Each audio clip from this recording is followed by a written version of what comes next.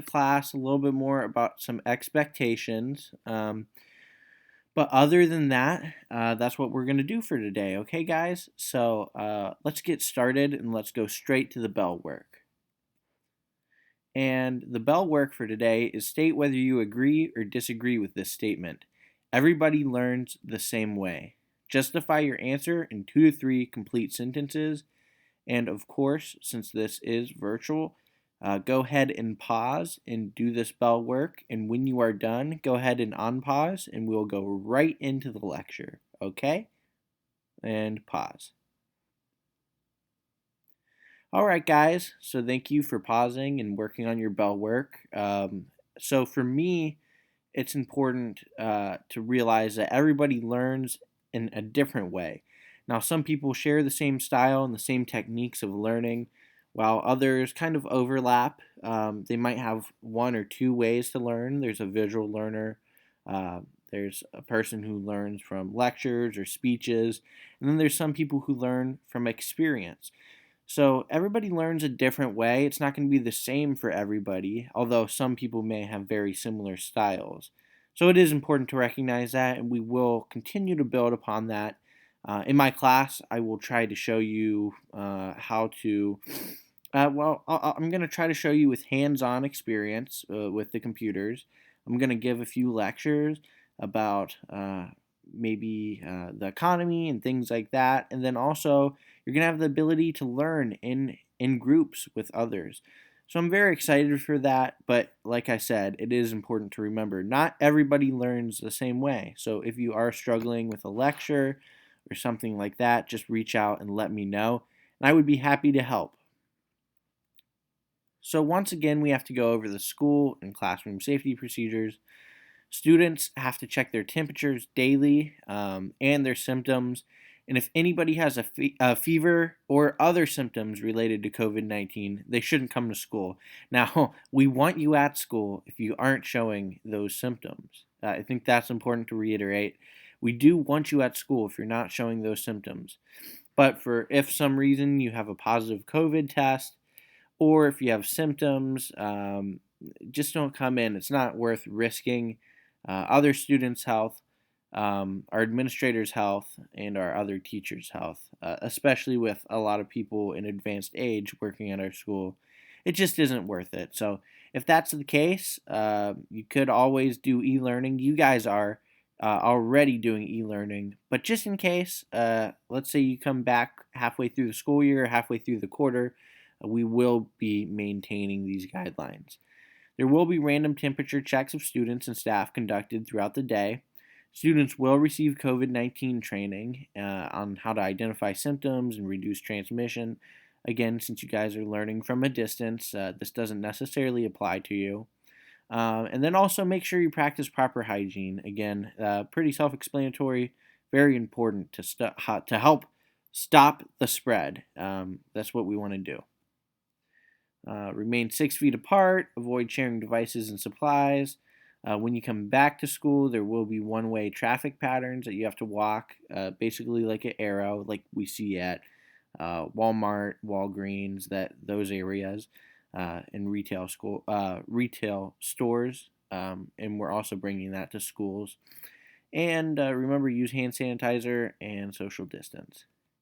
Face coverings, as long as it doesn't have anything bad on it, any bad symbols or words or anything that's out of the student conduct, they are acceptable. It must be over your nose and mouth. But realistically, all you guys so far have been doing well with this, and I would also expect the e-students to be doing well with this. So if you do have a mask on, whenever you do start coming back in person, if we're still required to wear masks, just be aware of that. And then also just prevent the spread. Stay home if you're sick. Wash your hands with soap for 20 seconds. Clean and disinfect frequently touched objects, and things like that. You might want to do that to your computer just for health reasons outside of COVID 19, because I do know that sometimes that computer can get grimy. I have that experience myself, so you might want to be able to take advantage of that on your own personal computer. Okay, so today we're going to explore the way that we learn.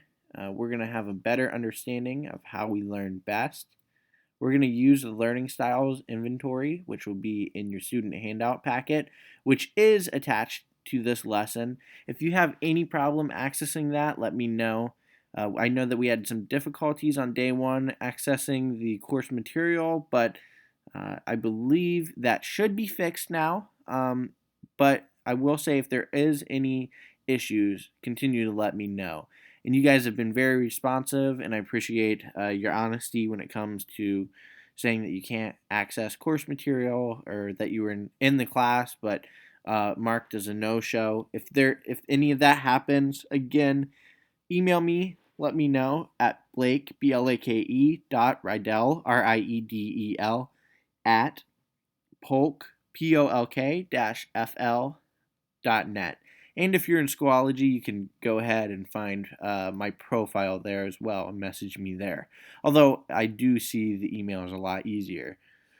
So it's really your preference if you need any help.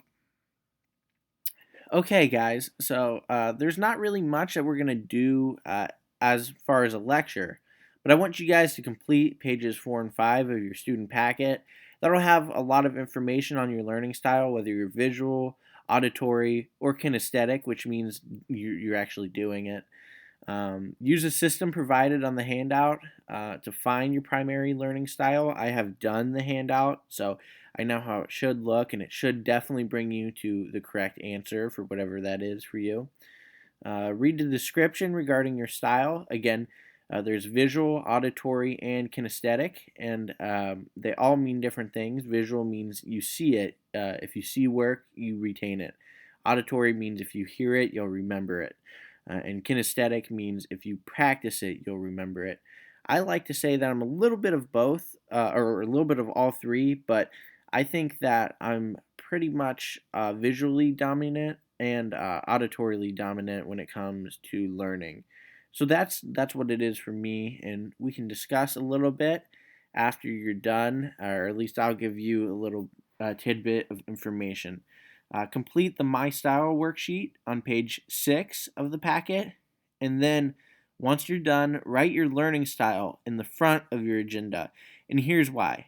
Once you're done, I want you to be able to recognize, yes, I do have this learning style, but I want you to remember it every time you open your agenda. I want you to open it and say, okay, Mr. Riedel, he only gave me an auditory lesson today, like I am today, right? So what are some ways that you can really add to the lesson or complement it? What are some ways that you can learn on your own? Maybe in a visual way. Maybe what are some ways that you can practice that I didn't necessarily provide for you to learn your own way, right? So that's why I want you to write it at the beginning of your agenda and your binder, because it's just very important to remember that. And if you can reformat some of the learning into your style, it will help you so much in your academic future. So, again, like I said, I'm more of a visual and auditory learner. I'm definitely an auditory learner. I love lectures. I love listening to professors. I love listening to the radio.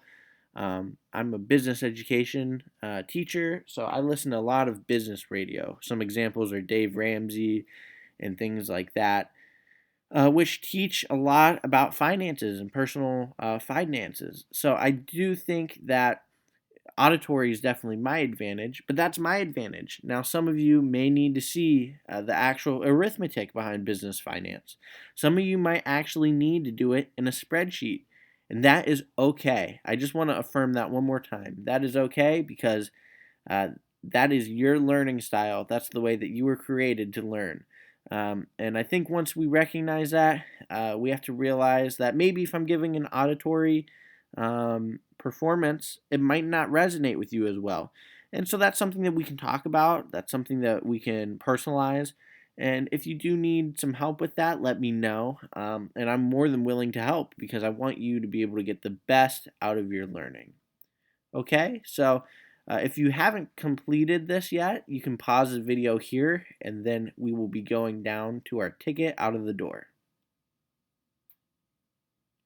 Okay, guys, I'm assuming you have finished at this point with the task at hand, figuring out what type of learner you are. Congratulations, this will affect your future if you take it seriously. This will help you academically. So, without further ado, let's go down to our ticket out the door. And that is, what do you think is the most important thing to know about McLaughlin this year and why? Please respond in 5 or more sentences. Okay, so I'm looking for 5 or more sentences. If you give me a paragraph or if you get 4 or 5 sentences, that is okay. I just want to hear what you think is the most important thing to know about McLaughlin this year and why. Okay, so if you go ahead and pause this video, and I will be back on the other side once you pause this video in about 10 seconds, and we're going to discuss it, okay?